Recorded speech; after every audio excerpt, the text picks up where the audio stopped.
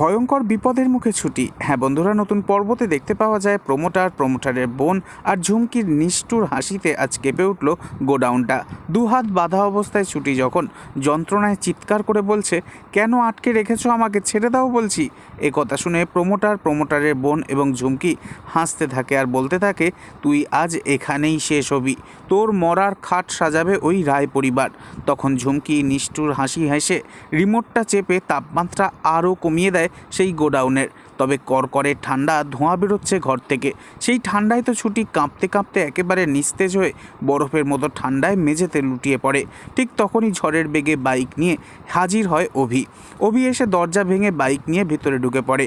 অবশ বেহুশ হয়ে শুয়ে থাকা ছুটিকে নিজের বুকেতে টেনে নিয়ে কেঁদে ওঠে অভি আর বলতে থাকে, ছুটি চোখ খোলো বলছি, এত সহজে আমি তোমাকে আমার থেকে ছুটি নিতে দেবো না। এরপর কম্বল জড়িয়ে ছুটিকে ওখান থেকে উদ্ধার করে অভি বাইরে নিয়ে আসে।